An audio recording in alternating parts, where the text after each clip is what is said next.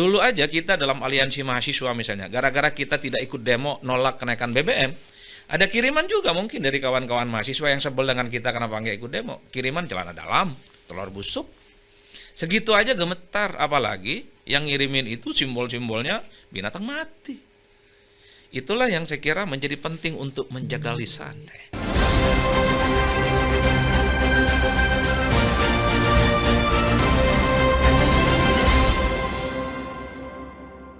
Tapi yang membuat kita terkejut, Mas Adi, ketika ada statement dari Wamenak yang awalnya kita menangkapnya dia mengatakan bahwa ormas minta THR itu adalah budaya lebaran kita, jadi tidak perlu dipersoalkan. Yang kemudian diralat sama Pak Iswandi ya, staf yang kita undang di kontroversi, mengatakan maksud Pak Wamenak itu THR-nya adalah budaya, bukan ormas minta THR adalah budaya. Tapi apapun itu, Mas Adi, benar ya sekarang tuh ada persoalan besar soal komunikasi publik para pejabat kita di pemerintahan Pak Prabowo. Ya saya kira memang problem terbesarnya di situ. Ada sesuatu yang sebenarnya sifatnya substantif, itu penting, tidak nyerong-nyerong, tapi karena komunikasinya tidak bagus, sehingga kedengaran ke publiknya tidak nyaman. Kalau kita sering mendengarkan ada satu istilah yang mengatakan, banyak sekali lagu dan judul yang bagus, tapi kalau singernya itu nggak oke, maka suara yang sampai ke publik itu sumer. Jadi alih-alih misalnya kita mau mendengarkan bagaimana sang penyanyi bisa menyanyi dengan bagus, justru audiens bisa kabur dan bisa marah-marah. Dan ini yang sepertinya terjadi di lingkungan kekuasaan para pejabat pemerintah hari ini.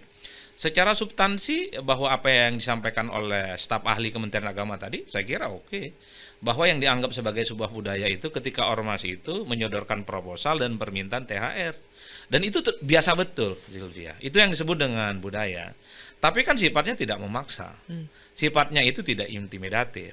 Nah, yang kemudian publik kait-kaitkan itu adalah kalau ada ormas datang maksa, belalak-belalak, petentang-petenteng, masa ini disebut budaya? Iya, masa Itulah dinormalisasi. yang kemudian pentingnya komunikasi publik menjadi bagian penting dalam sebuah sistem pemerintahan. Saya membayangkan dulu waktu retreat beberapa hari di Magelang ya. Jadi belajar para menteri bicara, belajar bicara kayak gini menjadi penting. Bukan hanya soal dia harus bisa bekerja, bukan hanya soal performa kinerjanya itu bisa diapresiasi, tapi penyampaian ke publik menjadi penting. Kan beberapa hari yang lalu kita juga dengar kan bagaimana seorang menteri ngomongnya, sambutannya itu, ya sorry to say, nggak kelihatan seorang menteri. Kayak yang orang mana baru, ini? Yang mana? Menteri apalah kira-kira begitu barangnya. Pokoknya itu adalah judulnya. Iya kan? Versi bahasa Indonesianya terbata-bata, versi Inggrisnya juga terbata-bata dan seterusnya. Itulah menjadi penting sebenarnya bagi saya komunikasi publik seorang pejabat itu dalam hal ini harus diperbaiki. Karena belakangan ini kalau mau jujur ada satu keyakinan. Gara-gara komunikasi publik inilah kemudian membuat para pengusaha, para investor trust-nya pada dunia pasar itu berkurang. Artinya apa? Narasi bahwa Indonesia sedang tidak baik-baik saja, kondisi ekonomi sedang tidak stabil, karena ini tidak mampu diluruskan dengan baik oleh para jubir, tidak mampu diluruskan oleh para komunikator-komunikator di sekitar istana, sehingga orang pada ketakutan soal pasar kita. IHSG anjlok. Misalnya IHSG anjlok. Itu kan menegaskan seakan-akan kondisi ekonomi makro kita sedang tidak oke. Padahal kalau kita belajar tentang sedikit saham ya, indeks harga saham gabungan itu memang sifatnya fluktuatif, kadang merah, kadang hijau, kadang kuning. Dan terbukti hari ini hijau.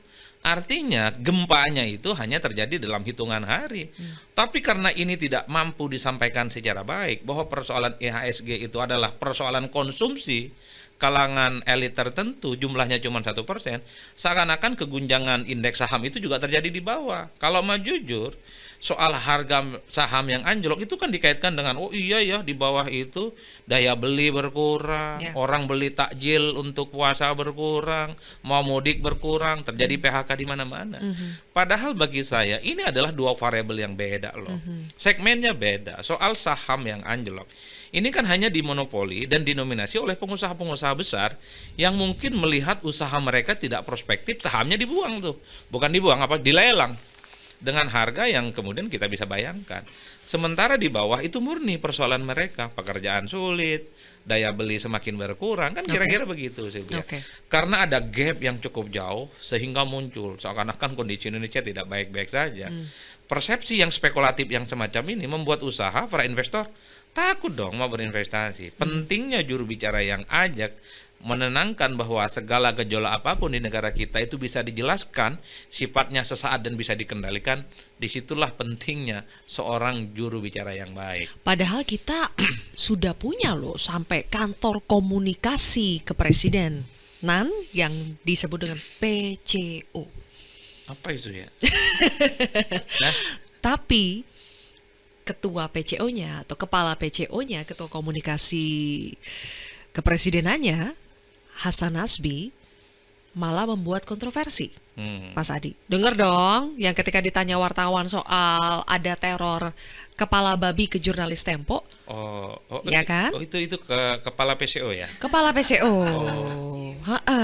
Iya. Jawabannya udah dimasak aja. Tapi oke lah, itu sudah banyak dibahas. Yang ingin saya tanyakan kepada Mas Adi justru respon berikutnya, klarifikasi berikutnya yang disampaikan oleh Bang Hasan Nasbi, yang mengatakan bahwa loh, itu justru memang teror itu kan tujuannya menebar ketakutan.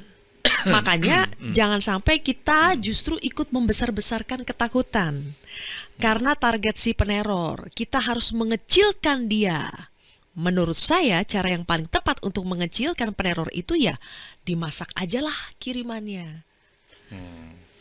Ada statement udah dimasak aja, kemudian klarifikasinya seperti ini, Mas Adi.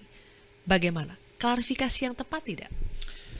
Bagi saya klarifikasinya tidak sensitif dan bahkan sangat tidak kontekstual.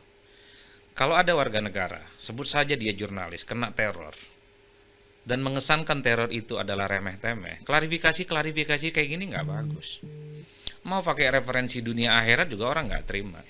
Yang dibutuhkan itu adalah statement-statement empati dan dukungan, supaya sang jurnalis yang mendapatkan intimidasi selamat, sehat, dan keadaannya oke-oke saja. Kan itu saja. Bahwa ini mau mengecilkan teror lah, ini konteksnya, sudahlah. Masyarakat kita itu pintar sekarang, bahkan lebih pintar dari para jubir itu. Bisa kita cek di medsos itu, orang jago sekali membandingkan jubir pemerintah hari ini dengan jubir-jubir istana sebelumnya. Itulah yang saya sebutkan, ketika ada peristiwa-peristiwa kemanusiaan, intimidasi, pengiriman kepala babi, kemudian tikus tak ada kepala, yang dibutuhkan itu soal empati aja. Itu doang. Ini Jadi pejabat publik. ini taktik yang salah ya, kalau misalnya menjawab udah dimasak aja itu taktik yang salah, bilang Mestinya untuk harus mengecilkan diakui. penerornya itu salah ya. Harus diakui dari lubuk hati yang paling dalam. Apa susahnya sih minta maaf? Ah, Manusia itu mahalul khata wan nisyan. apa itu Mas Adi? Jadi tempatnya salah dan dosa. Oh, oke. Ini mengesankan macam malaikat nggak pernah salah kok. Kesalahannya itu ingin diklarifikasi dengan klarifikasi yang lain. Saya dosen, saya peneliti, dan saya siap sekali untuk meminta maaf kalau saya salah dan kemudian itu layak dikoreksi. Bagi saya ini pernyataan yang keliru. Apa susahnya minta maaf? Tujuannya bukan begitu. Ini adalah untuk mengecilkan sebenarnya supaya pelaku terornya itu tidak merajalela dan mentertawakan bahwa teror yang semacam itu sudah tak zaman dan dianggap bagian dari jahiliyah. Kan kira-kira begitu. Semudah itu sebetulnya ya. Semudah itu. Semakin banyak klarifikasi, semakin banyak amarah. Semakin banyak klarifikasi, semakin banyak buli-bulian.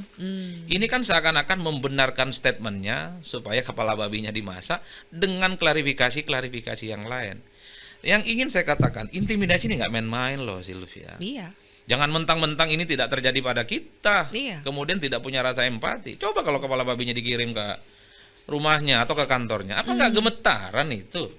Kalau tidak punya jiwa aktivisme, bisa berhenti tuh jadi wartawan. Bisa ngumpet lah dia, takut. Nah kita yang pengalaman aktivis ya begitu-begitu sering sekali. Gemetaran juga, manusiawi. Bohong kalau tidak gemetaran orang itu kena kiriman-kiriman kayak gitu. Dulu aja kita dalam aliansi mahasiswa misalnya, gara-gara kita tidak ikut demo nolak kenaikan BBM, ada kiriman juga mungkin dari kawan-kawan mahasiswa yang sebel dengan kita kenapa nggak ikut demo. Kiriman celana dalam, telur busuk. Segitu aja gemetar, apalagi yang ngirimin itu simbol-simbolnya binatang mati. Itulah yang saya kira menjadi penting untuk menjaga lisan.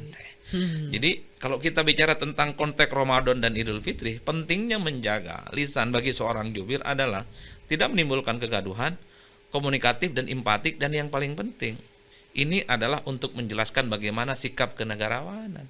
Karena kalau mau jujur, soal kepala babi ini kan bukan hanya kali ini saja yang risu. Sebelumnya kan ramai itu ketika ada sejumlah elemen mahasiswa dan masyarakat menolak revisi Undang-Undang TNI. Apa coba isi tweetnya? Ini provokator, ini kabar bohong. Setelah itu di-delete. Itu kan adalah biang dari huru-hara dan keseluruhan. Artinya apa? Harus dibedakan antara tim sukses dan sebagai pejabat publik.